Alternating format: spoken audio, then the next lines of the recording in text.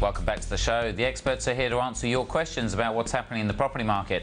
So give us a call on 1300 30 34 35. Now, we've been talking about obviously kind of buying space, renting space, fitting out space. What if you haven't got that kind of cash? What are some of the alternatives out there if you're not full of cash at the moment? Yeah, look, I mean, if I was starting my own business and I was working from home and I was thinking, oh, what do I need to do? I can't carry on working from home. There's a couple of options. Firstly is to approach a serviced office provider on a virtual office basis, and that way, basically, they answer your phone. You can use their address on your business cards. It gives you a presence, but without actually renting an office. And the costs are pretty low if you just want to sort of dip your toe in the water and get into the market. And normally they're in fairly high-profile buildings, so it can give your business quite a lift early on. So virtual is where you basically get the address, the phone numbers, the rest of it, but you're not physically located in there. Yeah. And then the service bit is when you've actually got a physical bit of space. Yeah, serviced is when you've actually got a regular office within the space that you rent from them. Normally on a short-term basis. They like to probably get you in for a year, but you can probably negotiate month to month.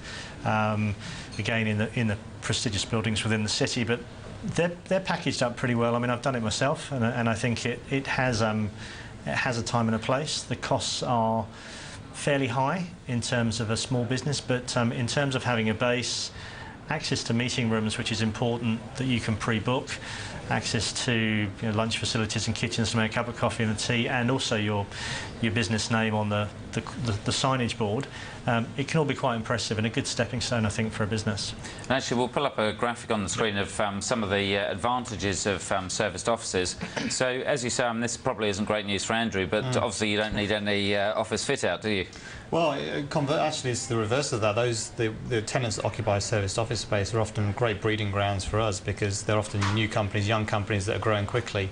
So, they then go and take a commercial lease somewhere else. So they become small work for us. You can go and target them. Absolutely, but also some of the big corporates would, typically rent a lot of serviced office space for a major project, or if there's a major infrastructure project for a company, they may put 100 people into that serviced office space. So all of a sudden you may get some connections with companies like that. And what's interesting, Chris, I think it's worth pointing out that those big corporates that are probably not in Australia, that are overseas, that are looking to start businesses in Australia, very often they go into serviced offices just to sort of see how the business is going, and they're normally in for a year or two, get the staff, get the business running, and then they expand. So it's often see a lot of big internationals going into those environments. Because you can literally just turn up and start. There's a phone there, there's secretaries there, all that kind of stuff as well. Yeah, they're ready to go, sort of plug and play. You just turn up and you're away. Your internet access is there, your phone access is there.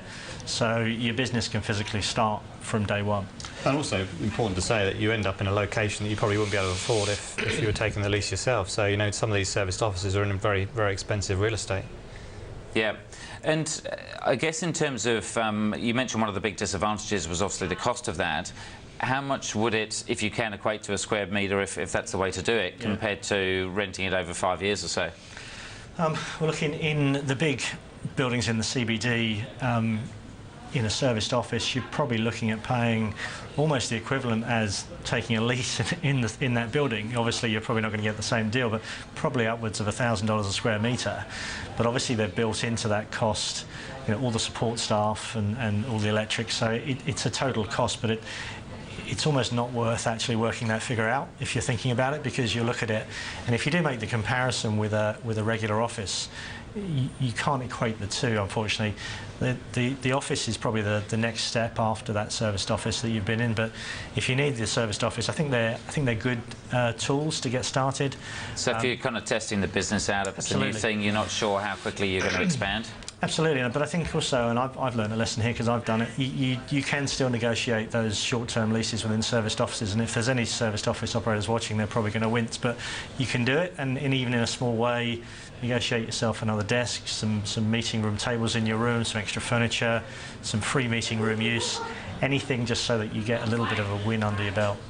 And is there much of a stigma, I guess, around the serviced office to say, well, you're not really a proper business, you're a kind of a bit of a start-up, or is it just seen as these days, well, people are going virtual, you don't have to be sitting. I mean, I live on the harbour, and so I look at the harbour every day rather than commute to the city. Is it just a different way that people work these days? Yeah, look, I think it's accepted. You know, I think the virtual is very clever, and you could be anywhere. But I mean, it's the same as you having your BlackBerry with you. You could work from anywhere. So I think in terms of the stigma, I'd say no, there's no stigma. I think people understand that small businesses either don't need to grow to expand into lease space, and some stay quite small. And for sole traders or people with 1 or 2 people within the business, it works really well, you know. But I just think you just need to manage the costs. Because I guess for some people as well, is rather than getting the whole cost of organising a secretary and paying 40 or 50 grand for staff, to be able to pay them by the hour or pay them per thing that they do, Yep. must be quite an advantage as well. Look, I think it is. I mean, my experience, I don't know whether yours is the same, Andrew, because we've both been in service offices, but mine was those add-on secretarial services. I don't think that many people use, because most people are proficient themselves and are fairly standalone with printers, and a lot of stuff is sent electronically these days. So, you know, it's good to have that support staff, but you know, I'd question paying a huge amount for it. I don't know whether that's your same. Yeah, absolutely. Yeah, I mean, the general rule of thumb with service offices is if you go to the toilet, you've got to pay for it. So you've really got to be careful in what additional things you're asking for in the service office. And what are some of the other things? Like, can you take shorter leases than taking a 3 or a 5 year? Are there kind of like things like service rentals, like when you go on holiday, rather than going in a hotel, you go for a bit of an in-between? Do they have those kind of things? Definitely. Look, 6 months to 12 months are pretty common, and then month to month if you want the flexibility. And you know, you don't have to have that huge commitment of signing for a 3-year term. And the other good thing with serviced offices is that you can grow within the same office environment. You know, if you're 2 people and you're going to be 4, you can take an office on the same floor around the corner, keep your same number, keep the same staff, same building. So companies do grow within the environment of a serviced office. There obviously comes a point where it becomes uneconomic to stay and worthwhile moving to an office. And when you move to that next office, that's when you can still go for perhaps a shorter term lease. You don't have to immediately go for a 5-year lease. And is there much of a market for sharing? So obviously a lot of people go and buy their own unit in residential, let it out to a mate or put an advert in the paper, and obviously there's quite a few ads out there. Same thing in commercial space? Yeah, definitely. I mean, I know quite a few people. I've done it myself again, where you can move into a friendly office that someone's probably got a spare office or a spare workstation, and that's often a good way to go because you get to use their meeting room space and low cost. The only thing I'd be careful there is just on the legality of working within that environment.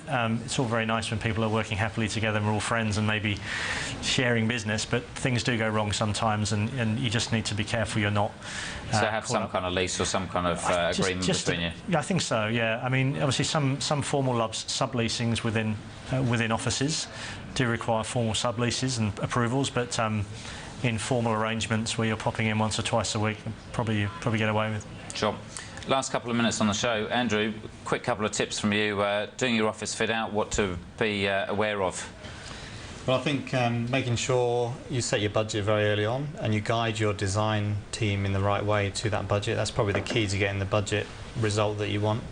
Timing is quite important as well. You need to be aware that, you know, if you're fitting out a space, you could be up for a 4 to 6 week fit out period with maybe a 2 or 3 week design period before that. So there's a 2-month period there, and if you couple that with the lease negotiations we talked about earlier, you know, there's a potential of quite a long period there. So you've really got to be planning ahead. Sure. And Rob, quick couple of tips on negotiating leases and trying to get the best deal. Look, obviously I'm going to say get some advice because that's my business, so get some advice. But I think don't be afraid to ask. I think even if you do want to do it yourself, you know, you have to negotiate hard. The landlords are there with a team of researchers, a team of analysts. You need to understand that they're not your friend necessarily. They're going to do the best deal for them. You need to make sure that you get the right advice and negotiate hard, because you know, if it is a 5-year commitment, it's a lot of money. Leases are very tight in terms of exiting and reducing liabilities, so you need to make sure that you go in with your eyes wide open. I think that's my best advice. Sounds good. Rob Morris from Space Consulting, Andrew Holder from TDA Interiors, thank you very much for coming along this evening. Thanks. So similar advice that we get a lot of weeks is obviously it's well worth paying for professional advice. Sometimes you've got to spend money to make money. Anyway, I hope that gave you a good insight into commercial property and whether you should be buying, renting or fitting out or doing whatever else you want to do.